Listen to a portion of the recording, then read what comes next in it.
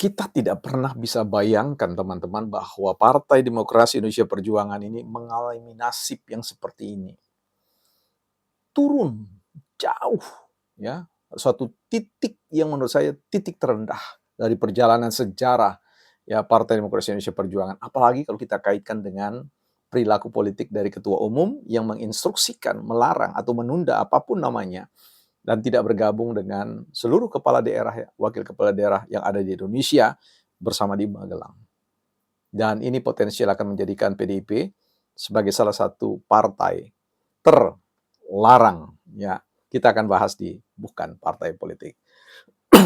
Ya, baik teman-teman, selamat datang di channel Bukan Partai Politik. Ruang publik sekolahnya publik, bukan sekolahnya partai. Tempat kita bersama-sama belajar untuk meninggikan kemampuan kita berargumentasi ya dari hari ke hari dengan tekun untuk menyampaikan pikiran-pikiran yang berbasis pada data faktual ya, argumentatif, bukan dalam konteks kerangka imajinasi ya. Dan tentu menghindari apa yang disebut dengan cacian maki, teriakan sana sini yang didorong oleh emosi yang liar ya seperti itu ya. Ya, tetapi yang kita harapkan adalah kemampuan berargumentasi. Dan karena itu teman-teman diundang untuk menulis komen, tunjukkan apa yang bahwa teman-teman sedang bersama dengan saya belajar bersama meninggikan kemampuan berargumentasi. Sehingga suatu hari nanti mungkin saya akan melihat teman-teman menjadi seorang analis politik yang handal di negeri ini. Itu cita-cita dari Bukan Partai Politik ya. Baik teman-teman, kita mau bahas tentang satu sudut pandang ini, tapi sebelumnya saya ingatkan buat teman-teman yang betul-betul ingin berinvestasi sebidang tanah 10 kali 20 di IKN yang masih saja terus berjalan pembangunannya, on the track ya, jadi tidak mangkrak teman-teman. Silakan cek informasinya di website bukanpartaipolitik.com, di sana ada nomor kontaknya. Silakan teman, ini kesempatan karena property agency-nya bekerja sama dengan Bukan Partai Politik ya. Baik, kita akan lihat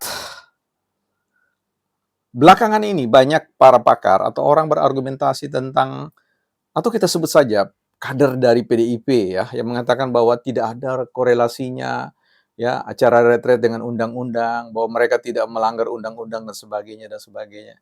Saya kira ini agak sulit untuk dinalar ya. Kalau memang demikian, berarti kita bisa mengukur bahwa jangkauan kemampuan leadership-nya dalam konteks visi kepemimpinannya memang terjengkal, dangkal. Menurut saya bisa keliru tentang hal itu.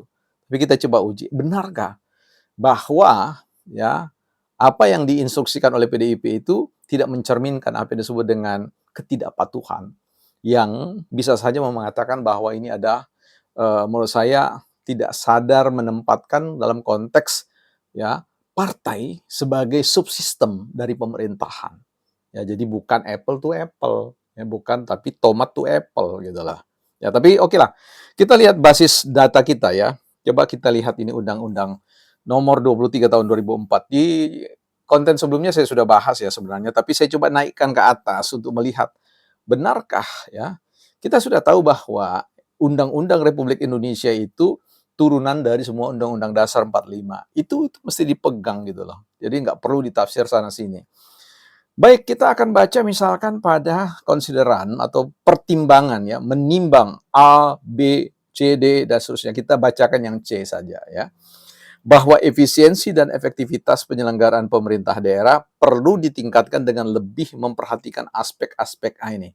Aspek-aspek hubungan antara pemerintah pusat dengan daerah dan antar daerah dan seterusnya.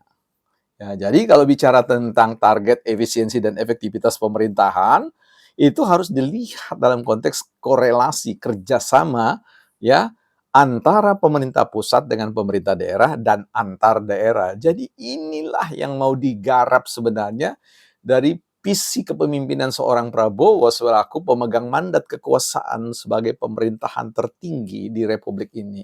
Bukan partai ya, nah, ini pemerintah tertinggi.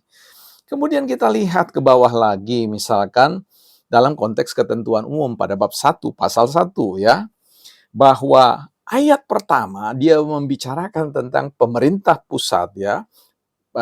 Pemerintah pusat adalah presiden. Nah ini.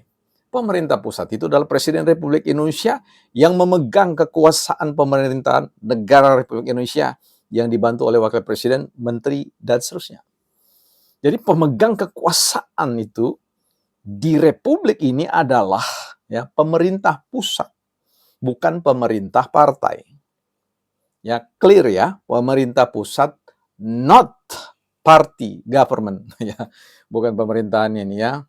Jadi ini bukan antara panglima partai dengan panglima tertinggi di Republik ini.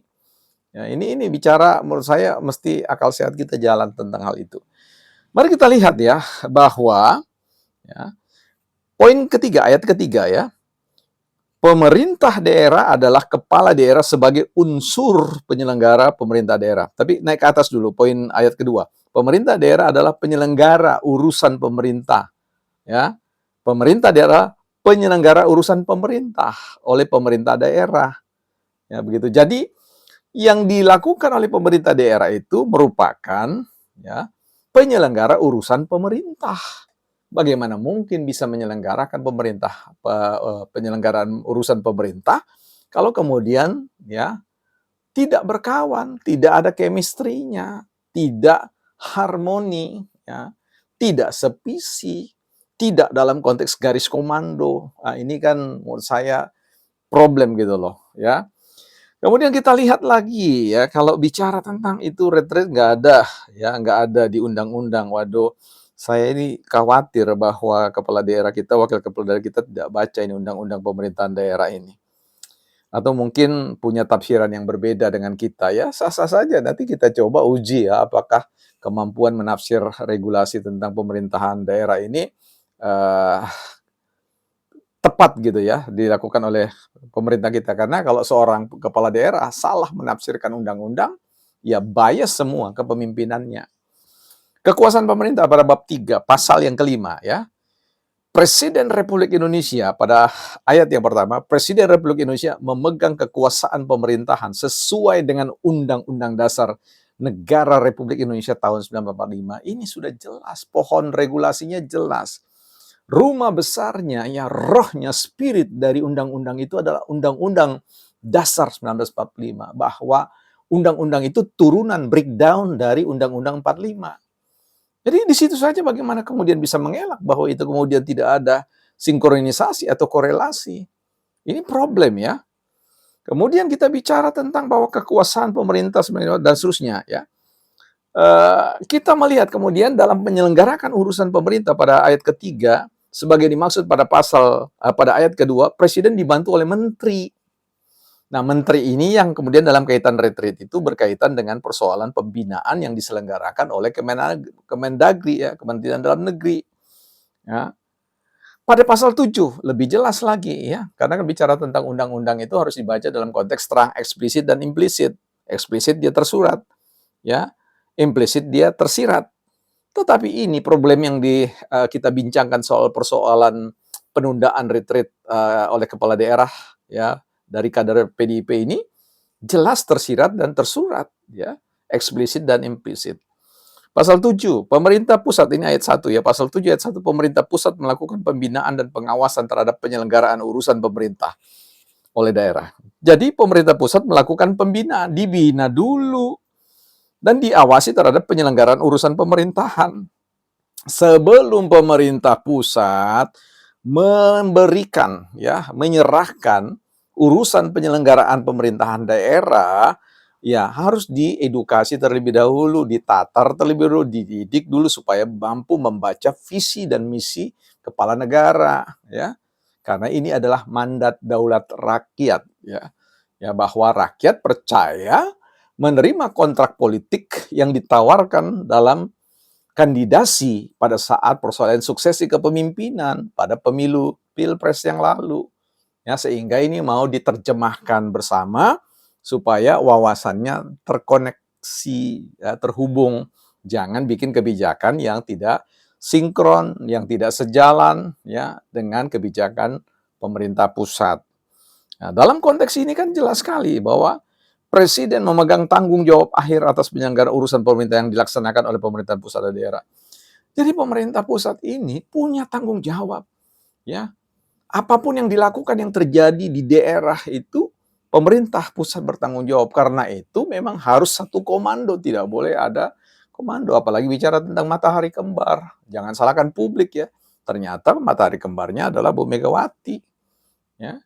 Dan kalau ketika dipertontonkan, ya, wibawa seorang ketua partai mampu ya merem wibawa seorang panglima tertinggi di republik ini, seorang presiden. Ini kan sebuah pembelajaran bad education about the political, ya. Jadi sebuah pendidikan yang buruk, ya, yang ditunjukkan oleh partai yang kita harapkan yang setiap saat ya mengundang kader-kader mereka untuk masuk dalam sekolah partai, dan dosennya adalah Rocky Gerung. Ini kan sesuatu yang menurut saya perlu dipertanyakan. Tapi oke lah, nanti kita bahas dan juga bolehlah berdebat sekali-sekali dengan Rocky Gerung ya, dalam konteks yang lain. Saya kira ini penting ya untuk mengatakan bahwa kalau ada yang mengatakan bahwa ini tidak ada koneksi dengan persoalan undang-undang dan sebagainya, nggak perlu kita menafsir lebih jauh. Itu sudah jelas undang-undangnya. Jadi kalau ini terjadi dan dibiarkan, tidak ada komunikasi politik yang baik dalam rangka untuk ya saling memahami lah. Kita hargai juga PDIP. Tapi kalau ini terus berlangsung, maka bisa jadi PDIP kemudian tergradasi sebagai partai yang kemudian dianggap nasionalis. Ya, ini justru salah satu partai yang berbahaya. Bisa jadi seperti itu ya. Saat ini masih belum, tapi simptom-simptomnya, tanda-tandanya ke arah sana. Bisa jadi kemudian ini menjadi salah satu partai yang tersenkot larang. Ya artinya suka melarang lah kader-kadernya yang mengedepankan bahwa hierarki petugas partai itu lebih tinggi daripada petugas rakyat. Ya, pelayan partai lebih tinggi daripada pelayan rakyat. Ini yang harus kita waspadai ya. Karena itu kita invite, kita undang ya. Saya kira dalam hal ini ketua umum perlu wise ya, perlu bijak untuk mengedepankan kepentingan nasional, kepentingan persatuan kita ya, ketimbang sebuah perlawanan politik yang menurut saya jalurnya harus dipisahkan. Persoalan perlawanan hukum, silakan perlawanan hukum. Kan PDIP ini punya ribuan pengacara hebat, ya, tempuhlah jalur hukum. Ya. Sementara proses politik itu biarlah berjalan, karena tidak ada pemerintahan yang sempurna. Ya, kalau bicara tentang teori 3 juta dolarnya Mas Hasto, kita akan bahas di konten yang berikutnya. Saya kira itu catatan kita ya. BPP tegas mengatakan bahwa kalau PDIP tetap dalam sikap yang seperti ini, saya kira PDIP perlu dievaluasi secara komprehensif, secara menyeluruh. Dan menurut saya ini sudah tidak sehat lagi, dan saya kira perlu Kementerian Dalam Negeri memandang sikap PDIP ini secara serius, dan kalau perlu memang senkot, kita belum tahu undang-undangnya, pendisiplinan organisasi, partai politik, ya, itu perlu dikedepankan. Reward dan punishment itu juga tentu saya yakin akan muncul pasca sikap ini oleh Presiden Republik Indonesia, bukan partai politik.